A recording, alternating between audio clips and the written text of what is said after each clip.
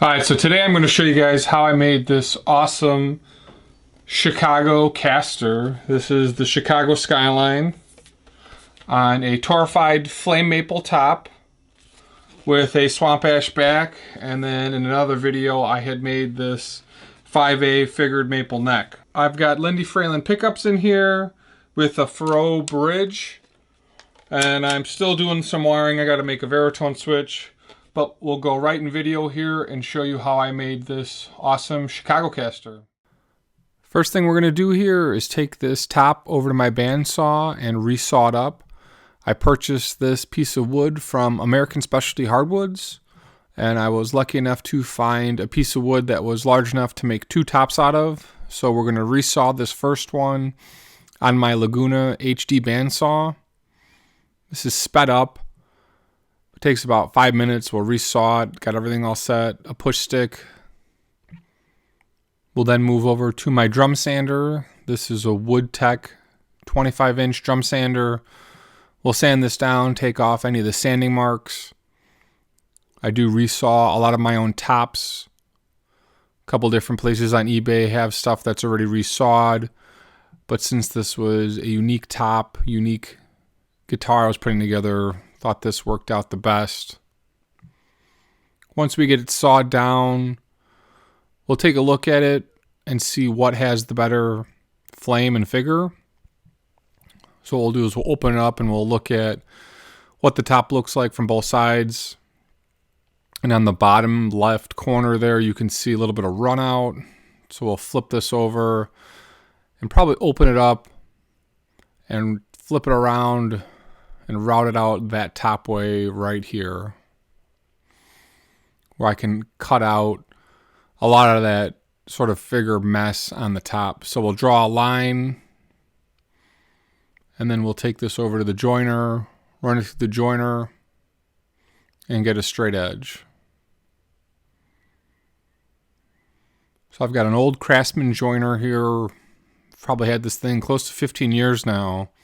I replace the blades maybe every other year. I'm not doing a whole lot of heavy work with it. I'm just cleaning up 1/4 inch or 8/4 bodies to glue up. So I'll run this once, looked at it, and then we'll run it again.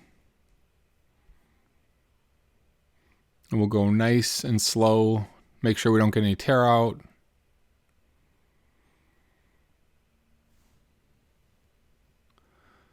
Double check, make sure it looks good. There's no tear out. And then it's nice and even. We'll glue up real easy.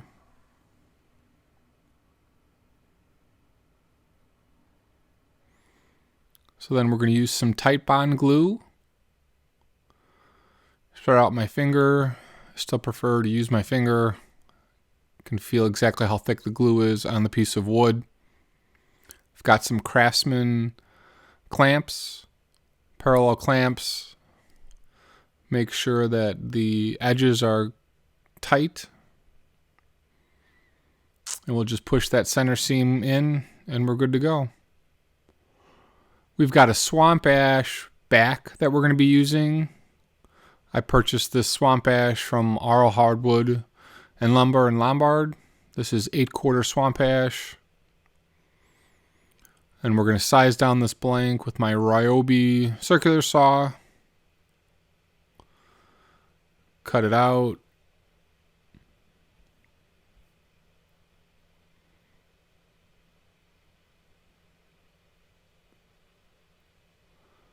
And then we'll come back with the pool saw, hold it so it doesn't fall and tear out and rip.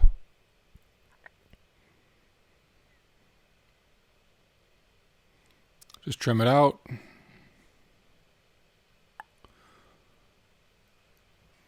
Key for this then is to lay it out and make sure that I've got the center line and that this will fit the body perfectly.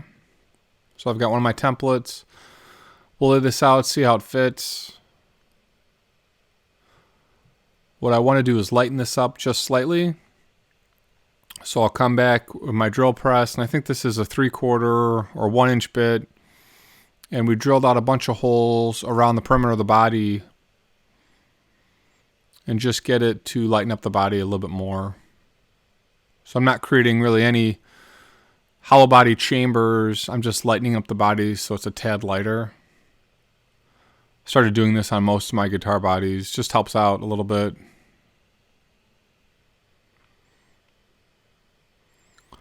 And then one of the things I want to do is route out the channel for the pickups.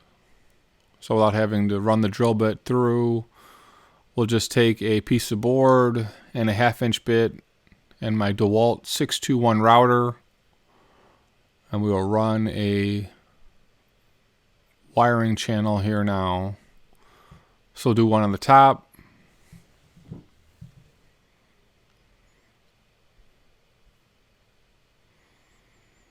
Make sure we go about 3/4 of an inch deep.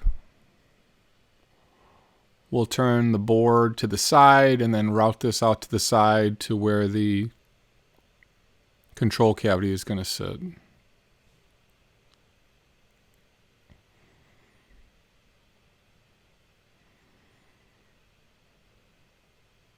We'll go nice and slow. Got that vacuum attachment that works out nice. So I needed to find the Chicago Skyline for this guitar, and the Skyline fits perfectly across as I imported it into easel. And you can see in my description before where I picked up the artwork for this. This was a Blade Runner 2019 image. So we're going to get ready to plop this onto the CNC machine. We're going to use some double stick tape here. And I had routed this once as a test on a piece of poplar. And then I came back with my flame maple piece, taped it down, made sure it was level, set it at the 0 point on the machine, and then hit go. And about 45 minutes later, I've got this perfectly routed out Skyline. I tried a couple different placements, and I thought that just above the center line and just below the edge of the body, I would get the full Skyline across the body, and it looked pretty good.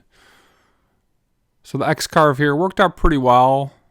Takes a while to figure this out, but now that I've been running it for about the last 1.5 years, getting pretty good at it. Feeling more confident on the longer runs, and the machine is set up properly. I've got all the ampage right across the different servos and everything, so I didn't set the depth properly on the outside edge of the telly body here. So we have to take this back over to my bandsaw and just slowly cut out along that line. If you go slow, works out perfectly. We'll take this back over to the body, line it up from what I had drawn out before, make sure everything looks like it fits right. Mark 2 holes to screw this in. So use a countersink drill bit, drill it in, come back with some Type-On glue, put this across the body. Got an old credit card that I'll then use to spread it out.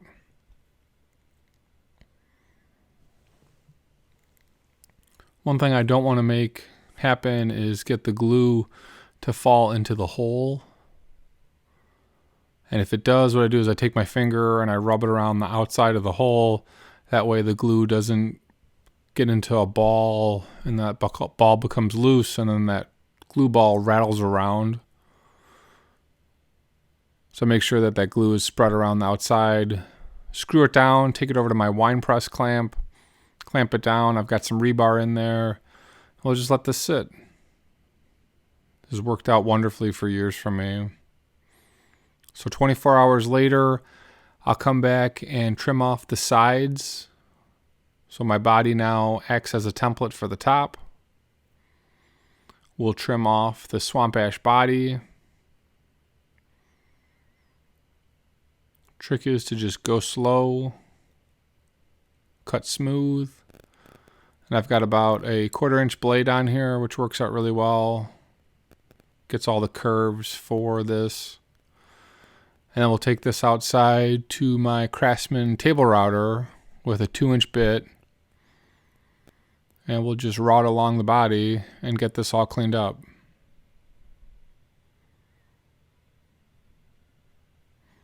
Trick is to go slow and do one more additional pass. So once we're all routed, we'll bring this back downstairs to my rigid oscillating sander. I have two of these, as you can see, side by side. One I've got permanently set up as a belt sander, and we can sand down the edge. So with the router, it's pretty clean, but it still needs just a little bit of work. So I've got my vacuum attachment going, and we'll sand this up to 220.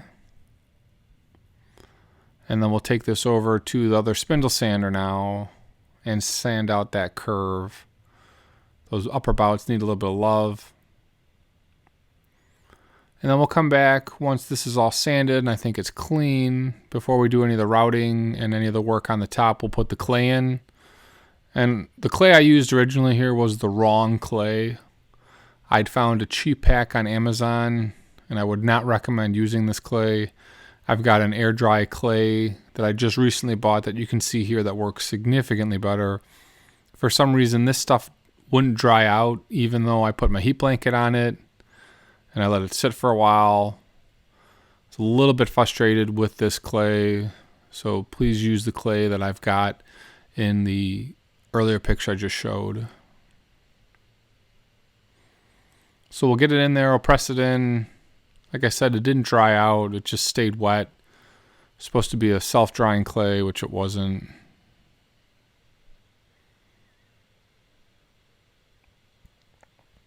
So that was the heat blanket. We put it on for about 3 hours and the stuff did not dry out, and you can see it's still a little wet, which is why I've got a chisel and I'm chiseling out just some of the pieces. So the chisel's cutting it where the inlay is. Essentially, I'm just peeling off any of the extra stuff. We'll drop the heat blanket back on, let it sit for a little bit longer. And then once it sat, it looked like it was dry. It wasn't. So we took the sander to it, made sure it was cleaned up. There are a couple gaps that showed up as I did this. So we're going to get some clay dust. So some of that clay was dry.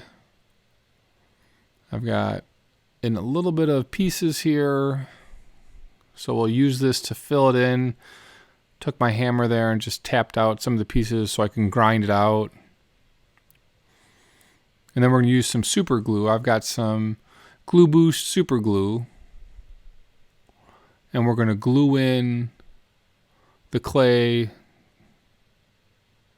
The glue is going to help fill the gaps with what wasn't sitting right before. So we'll take the Glue Boost and go through the outline of the Skyline. Make sure it dries. It looks good. You can see I'm following the outline here. I chose the woods here to match the vibe of Chicago. You've got the flame torrified top representing the Chicago fire, and then the swamp ash back. And Chicago originally was a swamp before it was settled. So trying to match a little bit of the vibe. Once the super glue dried, I've got some 80 grit sandpaper, and we're going to sand out where the glue was and where the extra fill was. At this point, we're looking pretty good. So we'll go ahead and route out the rest of the guitar body. We're going to put a big control cavity in the back. You can see where I drilled the holes. This will help lighten up the guitar body a little bit further and allow me to do whatever kind of crazy wiring I want. Also don't want to ruin the top by putting a control plate on it. Don't think that looks really good. So this is where we're rear routing for the control cavity. Still got to figure out what I want to use as a cover. I've got a flame maple piece I think I can resaw and use. Got to figure that out. So we'll flip out the templates, and I've got a smaller 1/2 inch template with a 1/4 inch bit, and we're going to route out the recess then for the control cavity cover. Got one spot that needs a little bit of chiseling, so we'll clean that out. And then we're going to do some setup and measuring here. That's my 25.5 for the 25.5 scale. Draw that line as a reference point.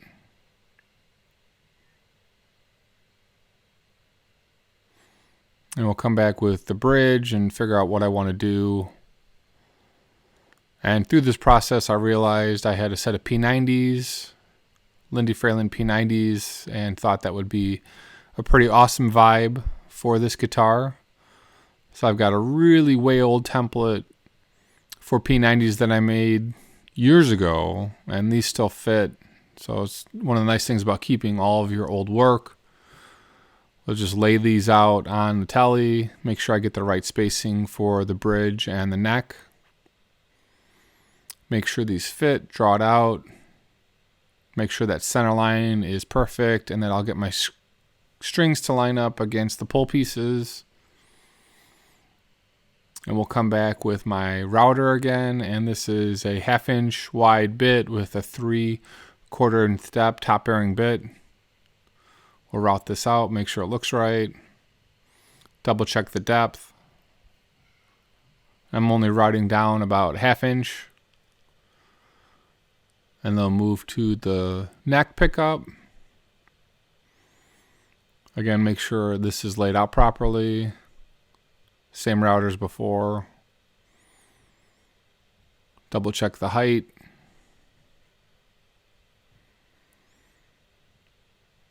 And here I think we're pretty good to go.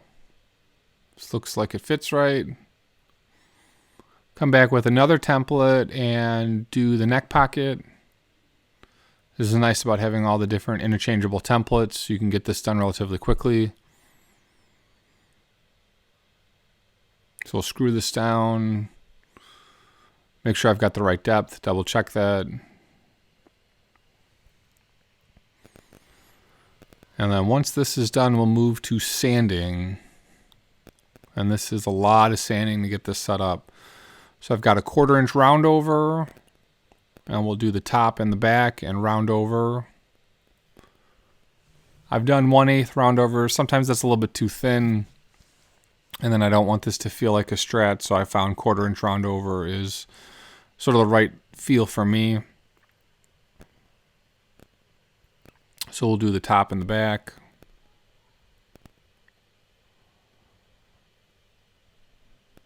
And then we'll begin to sand.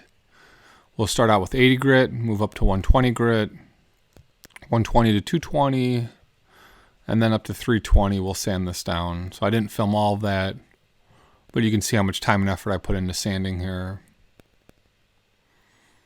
A couple scratches from the drum sander that I wanted to take out. We'll move up to the higher grit sandpaper here. I think this is 320. Again, we want to get the body smooth. Ready for the true oil finish here. We'll use the palm sander with that same grit, get all the nooks and crannies. Probably all in all, I got an hour sanding, maybe a little bit less. But want to make sure that body has got no scratches. So we're going to come back with true oil. True oil is my favorite finish. This on the Torrified top looks outstanding. We'll put one coat on the back and on the top. And here in Chicago, it's already pretty cold. So this will take a while. We'll let it gas out a little bit longer so you can see the beauty of that color. Torrified wood usually sucks up a little bit more finish than some of the other products I've used. So we're going to do about 10 coats in total. I only filmed, I think, 3 of them. But you can see how beautiful that top is. Lots of figure. Really cool Skyline outline. Doesn't take away from the figure itself. I thought this actually was really nicely done as I started playing with it. Lighter guitar body as well. So this and the P90 should be a pretty good combination. So I think this is the 3rd coat. And at that 3rd coat, we have a felt sanding pad. We're going to sand it off and then rub some of this back in, try and fill a little bit of the pores. So coat 3 helps start cleaning it up. We did that for coats 4, 5, and 6 as well. And then for that second to last coat, we bring this back down to the basement. Had a little bit of buildup in one spot. We cleaned that off. I've got some 800 grit open grain sandpaper, and we are rubbing the top with the True Oil. This is helping fill any of the pores and getting a really nice clean finish. So we'll use that 800 on the top and on the back. Any fuzzies or anything left in the finish originally that comes out. And then we'll put one more really thin coat of True Oil on the top and the back once we did that. We'll let the body sit for about 2 weeks then. Sometimes we'll buff it out, sometimes we're not. This time I chose not to buff it out. And we'll go back into me having the strings on it here and giving you guys a little bit of a sound clip. Alright, so here we are all set up. Got my custom string gauge on. Heavy core on the bottom. Light on the top. And this thing sounds awesome. What I've learned about Torrified guitars and bodies is they are really resonant. Incredible tone out of these suckers. This guitar is alive. Sounds great acoustically. So you know it's going to sound good electronically.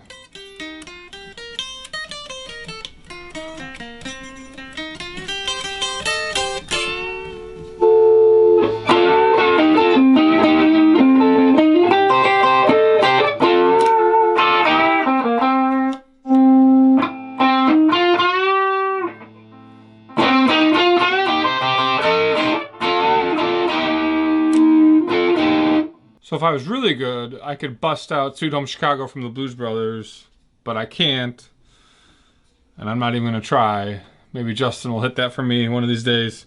But thanks for watching, guys. We will see you in the next video.